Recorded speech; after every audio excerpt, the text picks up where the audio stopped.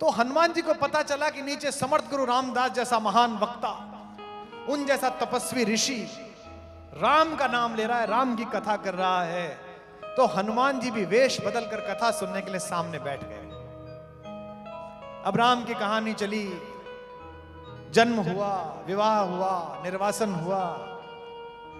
हनुमान सुने, हंसे, रोए, जैसे आप सब हंस रहे रो रहे हैं, कुछ लोग रो रहे थे अभी। लेकिन जब प्रसंग आया अशोक वाटिका में माता सीता से हनुमान के संवाद का, तो समर्थ गुरु रामदास ने वर्णन किया कि बड़े बड़े वृक्षों के नीचे, एक अशोक वृक्ष के नीचे जगत जननी बैठी हुई थी। हनुमान ने आंखें बंद कर ली।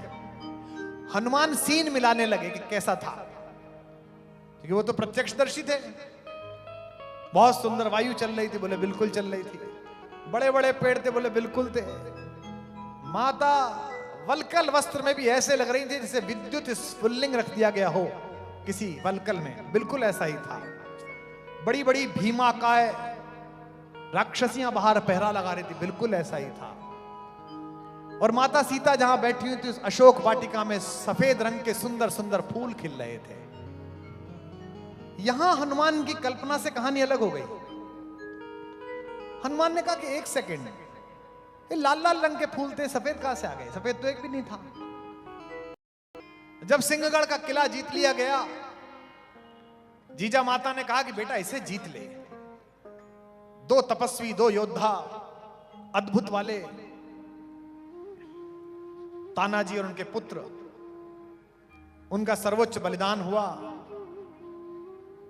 हमारे महाकवि भूषण ने बड़ी प्रशंसा की है शिवाजी।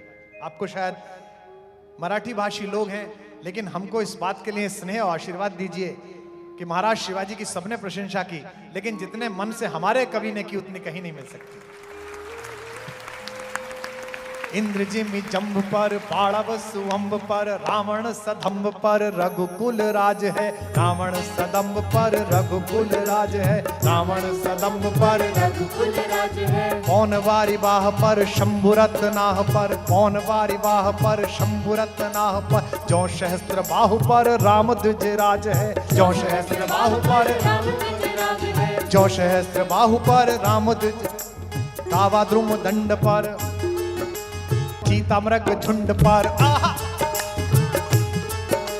तावा द्रुम दंड पर चीता मृग झुंड पर, भूषण वितुंड पर जैसे मृग राज है। भूषण वितुंड पर जैसे मृग राज है। भूषण वितुंड पर जैसे मृग राज है। तेजतम अंश पर, तेजतम अंश पर कान जिमि कंस पर, तेजतम अंश पर कामजिनी कंश पर, त्यों मलेच्छ वंश पर शेर शिवराज है। त्यों मलेच्छ वंश पर शेर शिवराज है। त्यों मलेच्छ वंश पर शेर शिवराज है। त्यों मलेच्छ शेर शिवराज है। और शिवाजी महाराज की कितना आनंद प्राप्त हुआ, मुझे अचानक स्मरण आ गया। तो जब सिंहगढ़ का किला जीत लिया गया, तो मां के पास जाकर हमारे सिंह ने कहा, हमारे शेर ने कहा, हमारे सम्राट ने कहा, चक्रवर्ती ने कहा कि मां गढ़ आला, गढ़ मिल गया।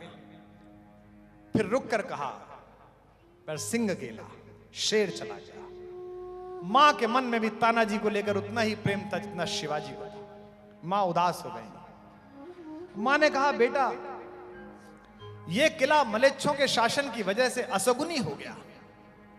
इस पर कोई बुरी दृष्टि है जो मेरा एक बेटा और उसका बेटा ना रहा इसको जीतते समय। इसको पवित्र कर। तो शिवाजी ने कहा कि उन्हीं मलेच्छों का रक्त बहाकर इसको पवित्र कर दिया गया है मां, इसे गंगा जल से धोया जाएगा।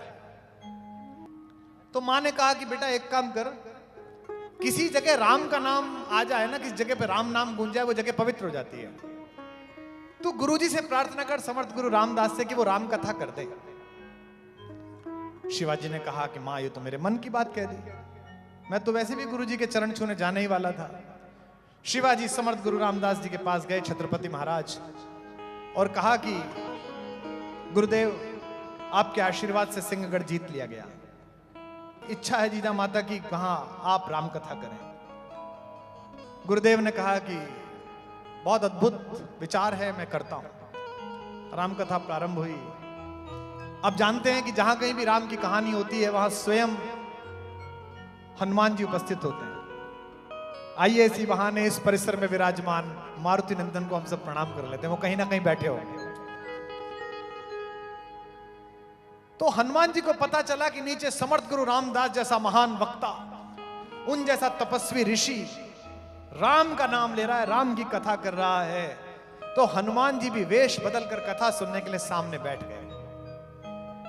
अब राम की कहानी चली, जन्म हुआ, विवाह हुआ, निर्वासन हुआ। हनुमान सुने, हंसे, रोए, जैसे आप सब हंस रहे रो रहे हैं, कुछ लोग रो रहे थे अभी। लेकिन जब प्रसंग आया अशोक वाटिका में माता सीता से हनुमान के संवाद का, तो समर्थ गुरु रामदास ने वर्णन किया कि बड़े बड़े वृक्षों के नीचे, एक अशोक वृक्ष के नीचे जगत जननी बैठी हुई थी। हनुमान ने आंखें बंद कर ली। हनुमान सीन मिलाने लगे कि कैसा था, क्योंकि वो तो प्रत्यक्षदर्शी थे। बहुत सुंदर वायु चल रही थी, बोले बिल्कुल चल रही थी। बड़े बड़े पेड़ थे, बोले बिल्कुल थे। माता वलकल वस्त्र में भी ऐसे लग रही थी जैसे विद्युत स्फुल्लिंग रख दिया गया हो किसी वलकल में, बिल्कुल ऐसा ही था। बड़ी बड़ी भीमाकाय राक्षसियां बाहर पहरा लगा रही थी, बिल्कुल ऐसा ही था। और माता सीता जहां बैठी हुई थी उस अशोक वाटिका में सफेद रंग के सुंदर सुंदर फूल खिल रहे थे। यहां हनुमान की कल्पना से कहानी अलग हो गई।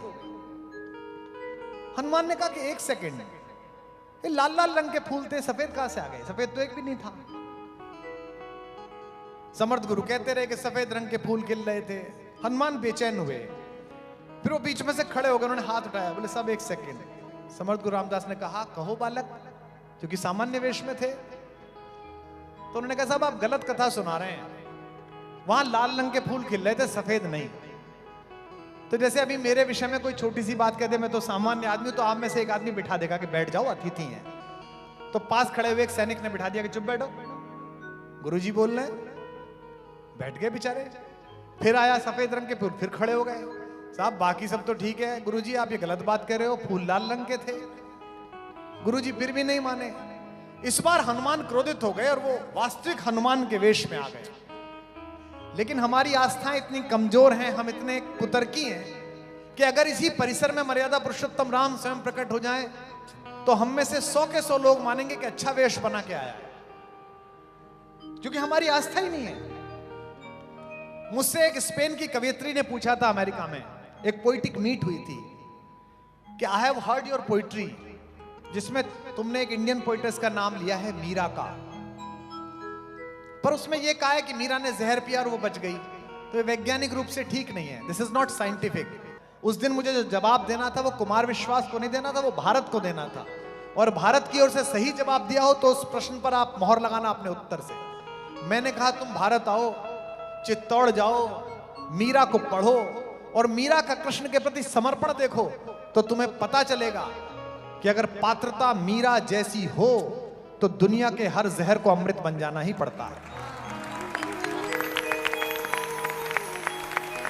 और मैंने कहा तुम कैसी बात कर रही हो, दुनिया के सारे वैक्सीन ही जहर से बनते हैं। इसलिए वो जहर जो राणा ने भेजा था वो वैक्सीन बन गया मीरा के। लोग कहते हैं ना मीरा ने दूसरे पुरुष से प्रेम कर लिया। दुनिया का सबसे पुराना डीएनए है मेवाड़ राजवंश का। महाराणा सांगा के पुत्र कुंवर भोजराज की पत्नी थी वो। किसी ने राणा जी से कहा कि राणा जी आप कैसे मर्द हो, कैसे पुरुष हो? उनके किसी मित्र ने कहा आपकी पत्नी किसी दूसरे पुरुष से प्रेम करती है। मीरा तो खुलेआम कृष्ण से प्यार करती थी। राणा जी ने मुस्कुराकर कहा दोस्त, प्रेम में मेरा कंपटीशन एक ऐसे आदमी से है जिससे जीत गया तो भी अमर हो जाऊंगा और हार गया तो भी अमर हो जाऊंगा।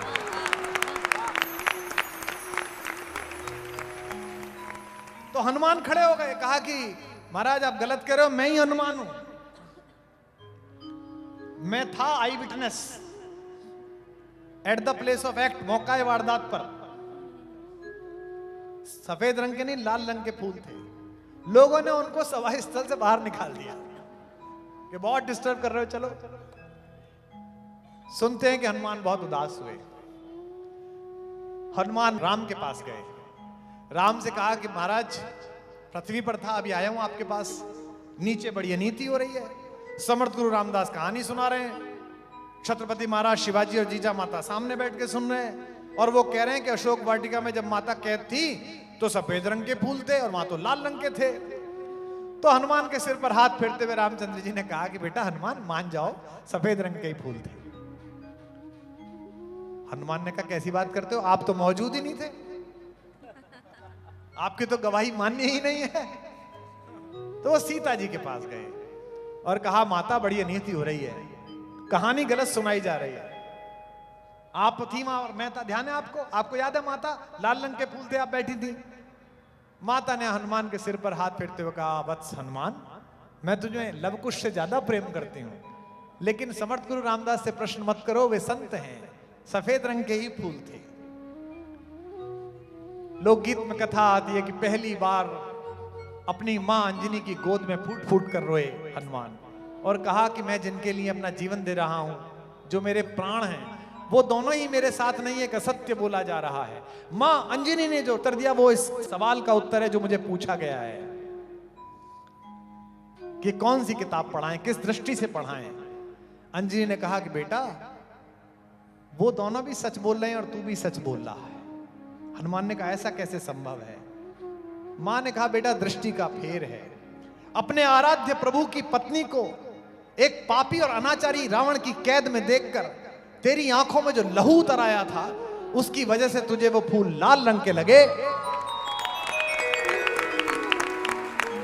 और जगत के कल्याण के लिए जिस निर्मल दृष्टि से समर्थ गुरु रामदास इस पृथ्वी को देख रहे हैं, उस उजली दृष्टि के कारण उन्हें वो फूल सफेद रंग के लगे। संगमनेर वालों, जिंदगी के फूल ना लाल रंग के हैं ना सफेद रंग के हैं, जिस नजर से देखो उस रंग के हैं।